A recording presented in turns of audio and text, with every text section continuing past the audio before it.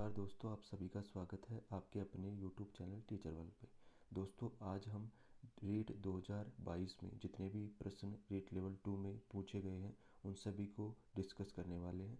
तो चलिए देखते हैं। पहला जो प्रश्न है कि वायु प्रदूषक नहीं है तो वो ऑक्सीजन होगा, ये ऑप्शन था।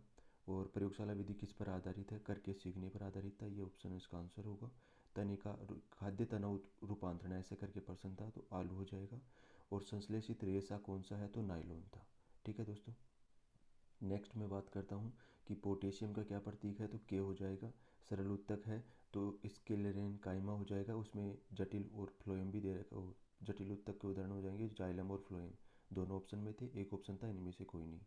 एल्यूमिनियम नाइट्राइड का सूत्र पूछा था, Al2NO3 होल थ्राइस 3 हो जाएगा उसमें। और लेगुमिनेसी पौधों की जड़ों में पाया जाता है तो राइजोबियम जो है उसके वो इन जड़ों में पाया जाता है। प्रसवता में सहायक हार्मोन कौन सा है? तो प्रोजेस्टेरोन था। और खरीफ की फसल नहीं है तो ये मटर था। घर्षण का जो है घटता हुआ क्रम पूछा था तो ये स्थितिक है। और ये सर्पी है और ये लोटनी है। इस तरीके से घटता हुआ क्रम हो जाएगा।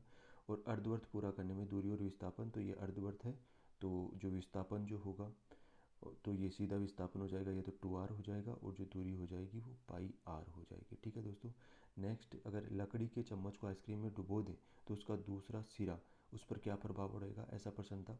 तो वो सेवन के द्वारा ठंडा होगा, ऐसे ऑप्शन भी थे। लेकिन ठंडा ही नहीं होगा क्योंकि लकड़ी क्या है, एक तरीके से कुचालक है। फिर आता है निम्न में से जो है संश्लेषित सूचक कौन सा है? तो प्राकृतिक सूचक के एग्जाम्पल थे हल्दी वगैरह। तो फिनोप्थेलिन जो है वो कृत्रिम सूचक है, संश्लेषित सूचक है। हरितगृह गैस कौन सी है? तो CO2 और N2 उसमें ऑप्शन में थी। निष्पावन विधि का उपयोग होता है तो निष्पावन विधि पूछी थी जिसमें से हम भूसे में से जो है वो कंकड़ पत्थर अलग करते हैं। फिर आता है भारत में पवित्र उपवन कौन कौन से हैं? तो जितने भी जैसे अरावली पर्वतमाला पर है, पश्चिमी घाट पर है, ये सब उपयुक्त सभी उसमें ऑप्शन थे। फ्लोरिस रोग का रोग कारक जो है ये संशय में क्वेश्चन है। विटामिन ए से होने वाला रोग जो है वह रंतोदी रोग होगा। फिर नेक्स्ट हम बात करते हैं भारत में परिवार नियोजन कब से? तो 1951 से स्टार्ट हुआ था। डाल्टन विधि के जनक पार्कहर्स्ट थी। लोभ में संज्ञा भाववाचक है। कौन सा श्रव्य दृश्य साधन नहीं है? तो इसमें टीवी लैपटॉप ऐसे एग्जाम्पल थे, लेकिन उसमें जो है चित्र विस्तारक था वो सिर्फ दृश्य होगा। सामयिक में इक प्रत्यय हो जाएगा दोस्तों। और आवश्यक जो है शब्द है उसमें विलोम शब्द किस उपसर्ग से बनेगा? तो अनावश्यक अन, जिसमें हलंत लगा हुआ है वो इसका आंसर होगा। ठीक है, फिर आता है वह में सर्वनाम है तो निश्चयवाचक। निहितार्थ का कौन सी संधि होगी? संधि विच्छेद नहीं पूछा था, सॉरी। संधि कौन सी होगी? तो दीर्घ संधि हो जाएगी। वाक्य के अंग उद्देश्य और विधेय और उपयुक्त दोनों, ओ सॉरी, एक व दो दोनों ये दे रखा था, दोनों हो जाएंगे। टोपी उछालना मुहावरे का अर्थ क्या हो जाएगा? अपमानित करना। जातियों का एक वचन क्या हो जाएगा? तो जातियों का जो एक वचन होगा जाति हो जाएगा और व्यक्ति का व्यक्तियों हो जाएगा। NCF 2005 का मुख्य सूत्र पूछा था तो शिक्षा बिना बोझ के अधिगम के संदर्भ में सत्य कथन इसमें पूछा गया था। तो असत्य कथन पूछा था, सॉरी। तो उसमें यह था कि अधिगम एक जन्मजात प्रक्रिया है, वो गलत हो जाएगा। बाल विकास से संबंधित सिद्धांत किसने नहीं दिया? तो उसमें अब्राहम मेस्लो थे, अभिप्रेरणा का दिया था। बाकी जीन पियाजे का था, कोलबर्ग का था, ऐसे उसमें ऑप्शन थे। मानसिक रूप से मंदी जो बालक है उनको क्या नाम, दूसरा नाम क्या हम दे सकते हैं?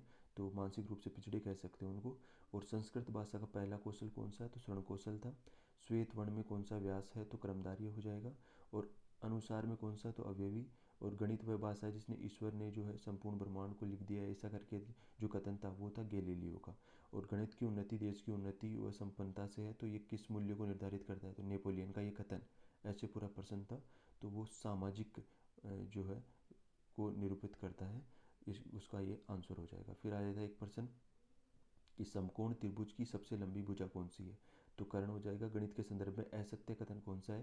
कि गणित में तार्किकता नहीं होती, ऐसा कोई कथन था तो वो बिल्कुल होती है, तो इसलिए वो असत्य कथन हो जाएगा।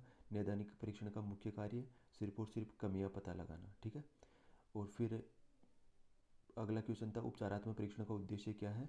तो जो कमियां हैं उनको दूर करके और विद्यार्थी का उपचार करना, उसकी कमियों को दूर करना। गणित सार संग्रह के लेकर शायद आर्यभट्ट थे। हिस्टोन प्रोटीन का संश्लेषण जीवन अवस्था में। मूल बिंदु की निर्देशांक 0,0 थे। अधिगम प्रक्रिया में शामिल नहीं है तो वहाँ पे प्रतिबिंबन था। जिसको रिफ्लेक्शन कहते हैं, तो वो मेरे हिसाब से नहीं होगा। RT 2009 के संदर्भ में कि 60 घंटे शिक्षक की तैयारी के समय नहीं होते, 45 ही होते हैं, तो ये ऑप्शन था उसमें। और फिर निम्न में से कौन सा व्यक्तित्व का सिद्धांत नहीं है, तो इसमें आलपोर्ट, केटल इन सब के दे रखे थे। एक सिद्धांत था जो व्यक्तित्व का नहीं था।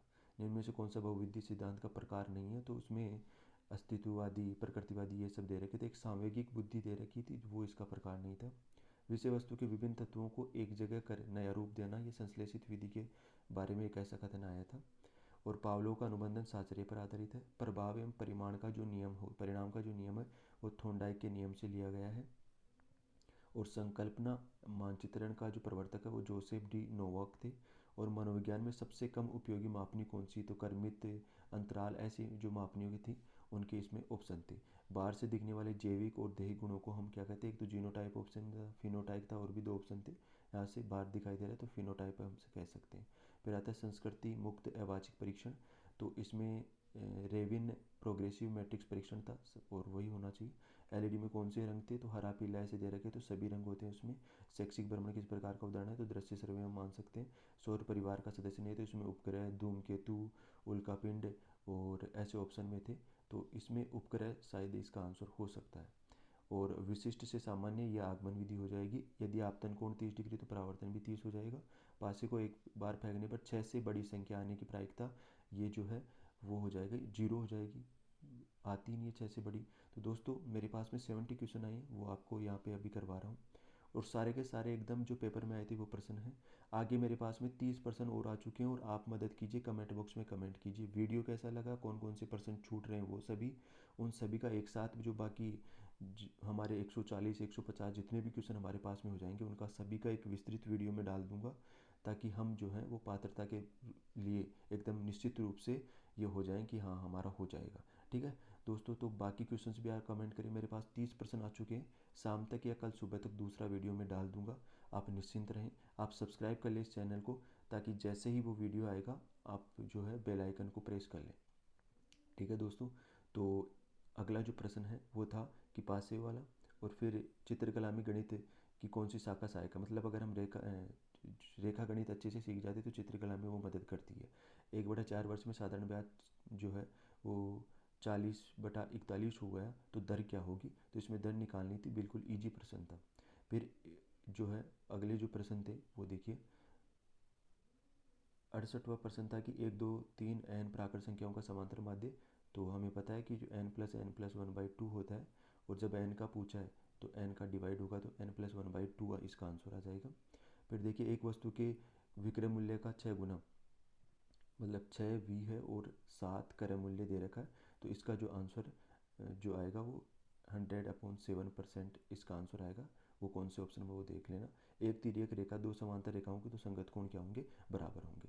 तो दोस्तों मेरे पास 30 प्रश्न और आ चुके हैं, और उम्मीद है आप अगर 20 से 30 प्रश्न और अगर आप मेरे को कमेंट बॉक्स में दे सकते हैं, आपकी स्मृति में हो, तो आप मदद कीजिए और चैनल को सब्सक्राइब कीजिए दोस्तों। जो है अगला नेक्स्ट वीडियो जो आएगा वो आपको एकदम हाईलाइट हो जाएगा जैसे ही ये वीडियो आता है। धन्यवाद दोस्तों, जय हिंद,